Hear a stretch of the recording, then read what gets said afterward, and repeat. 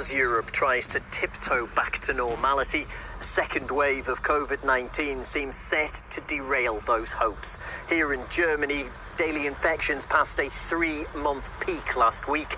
The health minister in the country says this is partly due to summer in general, people coming back from holidays, people attending parties and other celebrations.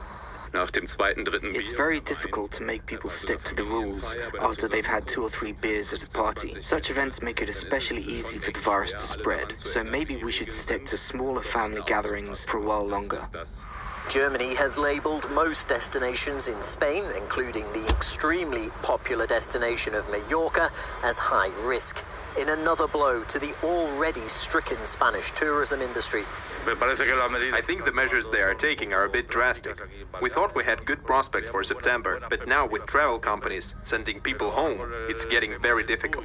It's good to be cautious, but the situation here looks fine to me. And now with no customers, I don't know how long we can hold on.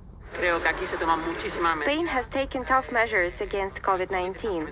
Social distancing, masks, as you can see. We don't have outbreaks, but the virus is everywhere. You never know where you will be safe and where you can catch it. Let people travel because here we depend on tourism, and if we don't have tourists, we'll sink. Neighbouring France has also been breaking records for all the wrong reasons, marking a post-lockdown high of over 3,000 daily cases. That's seen metropolises like Paris and Marseille expand outdoor areas where face coverings are mandatory, while workspaces are also set to become mask-only zones. It is a good idea, but it won't be easy to make people respect the rules, especially at work, because they will have to spend the whole day there with a mask on.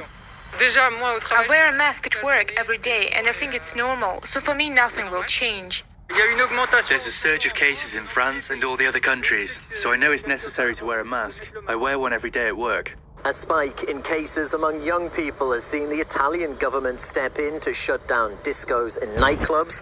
There'll also be a reintroduction on rules insisting that face coverings be worn in outdoor public spaces at night. It's a pity that we did not see this government response before. In my opinion, everything should have been closed sooner.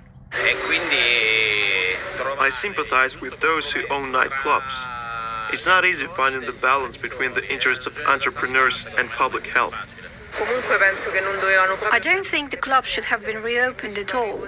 They should have remained closed because the clubs are not essential, and closing them prevented new cases. But as the number of cases in Europe rises, so does anger over COVID prevention measures.